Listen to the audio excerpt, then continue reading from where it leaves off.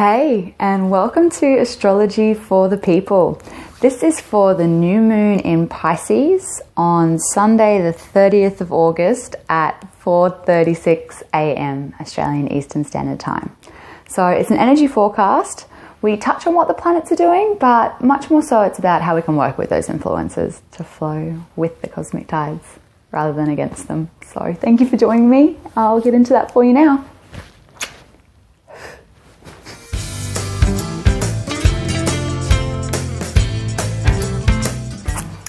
Hey, beautiful people. So, wow. Okay.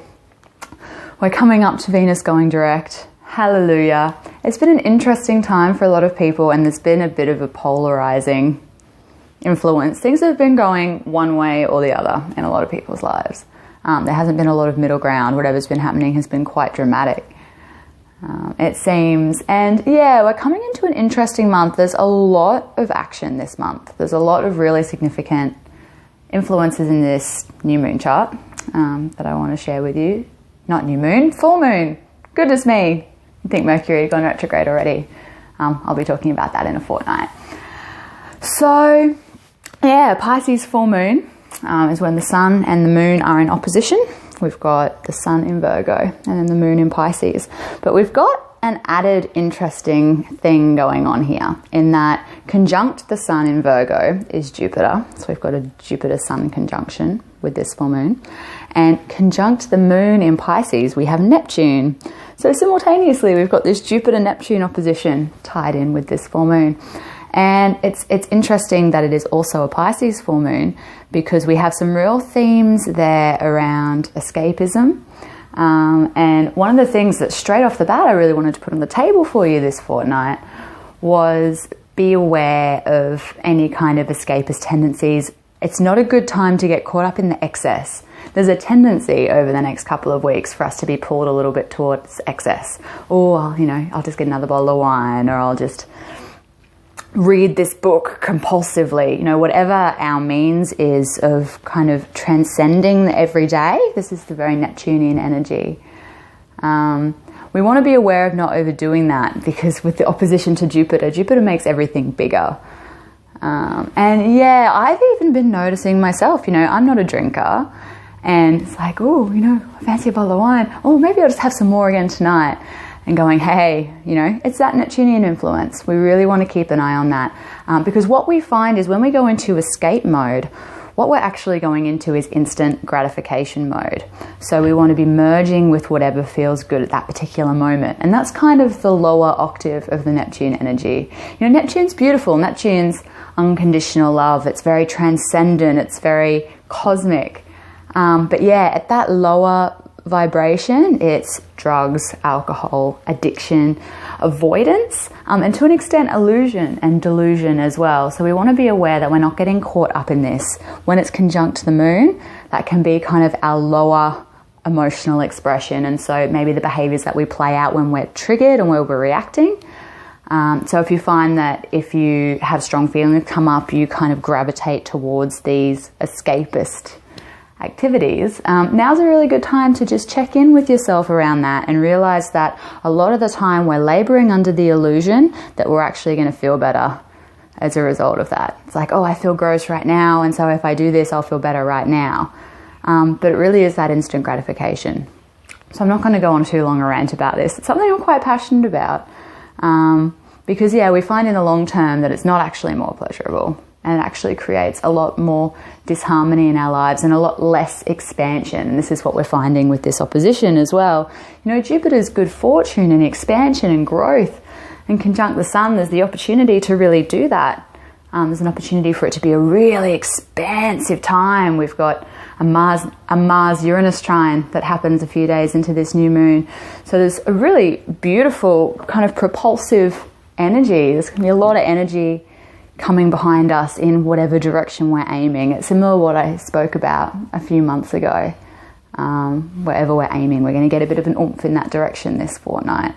So yeah, I advise you to be aiming at things that are going to serve your growth rather than things that are going to draw you away from it.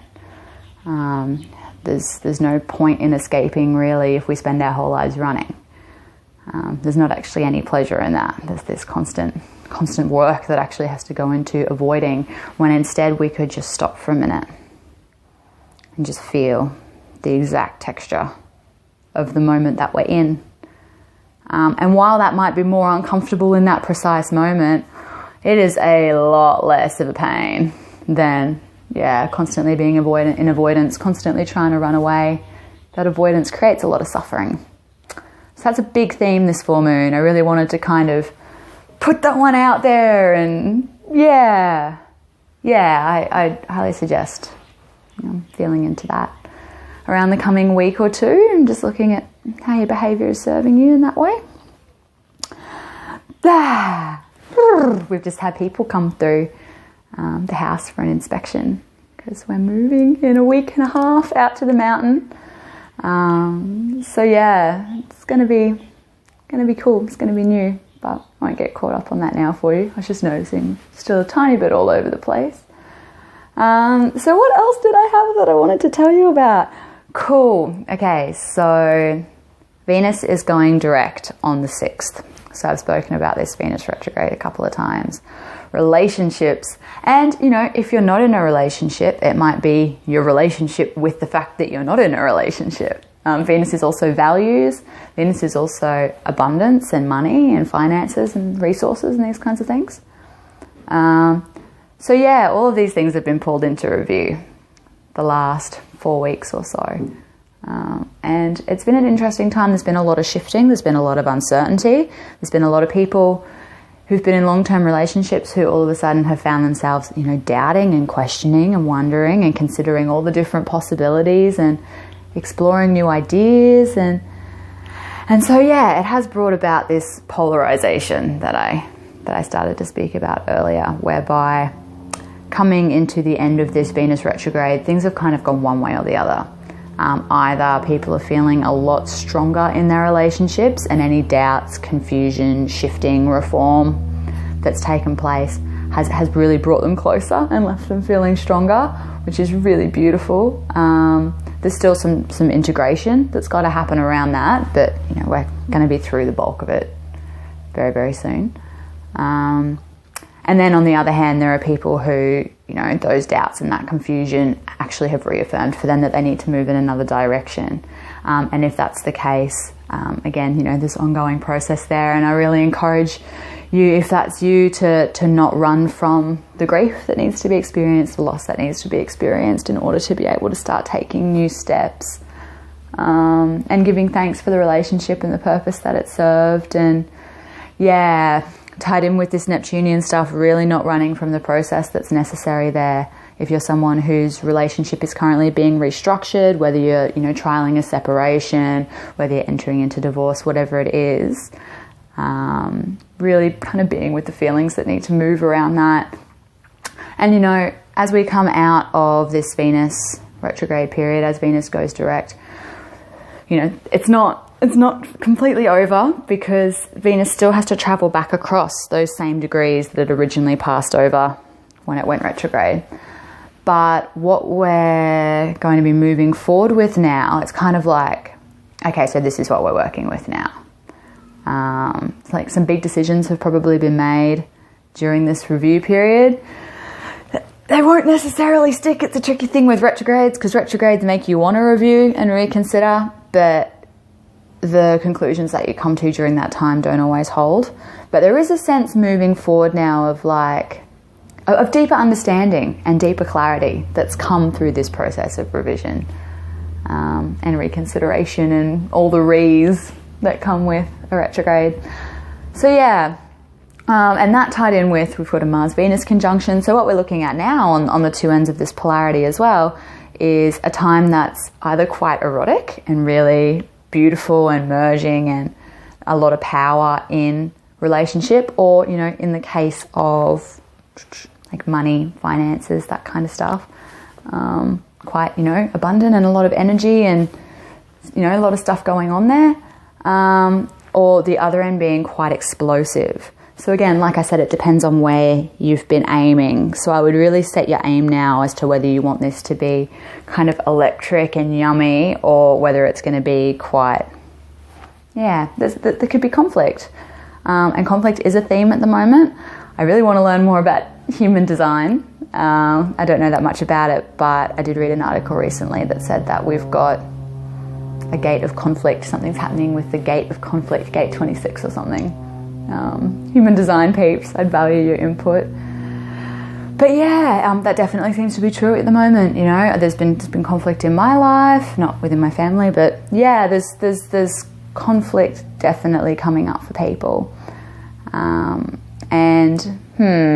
We've got Mercury conjunct the North Node.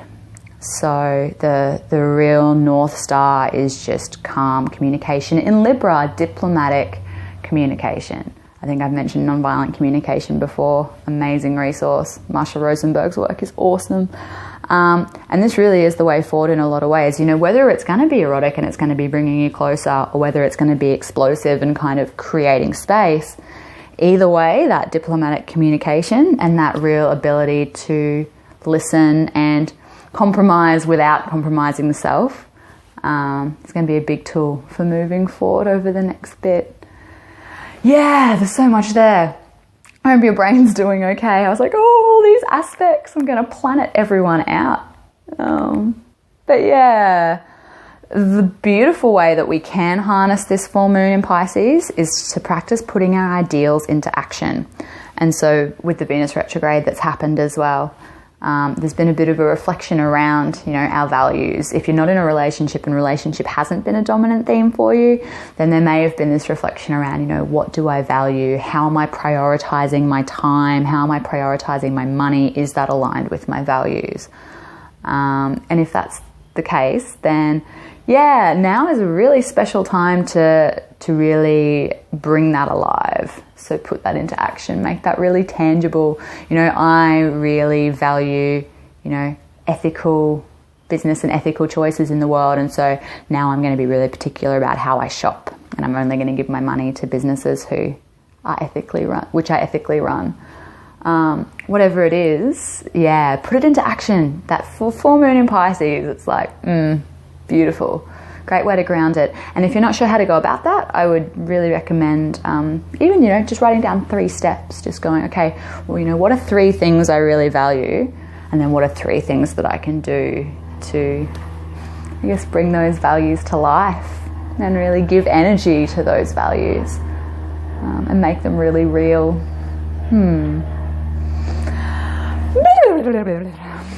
That's what it feels like it's been. I'm feeling this Mercury influence. Yeah, I might wrap it up for there for you, beautiful people. Wrap it up for there for you. Tripping over my words a little bit, even amongst it all. Yeah, so much love. Saturday is my last official day in this space before I really start packing up to move. So I'm about to dig into what I want to share with you for the next fortnight. I've never done a report so far in advance before, but yeah, I'll be seeing what I can offer for the next fortnight, because we'll be in the middle of the move when I'm due to give you your new moon update. So yeah. Oh, and yeah, if you want to book in between now and when I go, I am technically still available evenings until Wednesday night. That will be the last time. But you just have to get in touch with me directly, because I'm not using the online system at the moment. And yeah, I will still be in Brisbane sometimes, don't worry. I'll be able to do home visits down here and stuff. Come and see people. I'm going to let you get back to your day. I love you. Mwah. Have a beautiful day, and I'll be talking to you very soon. Okay, bye.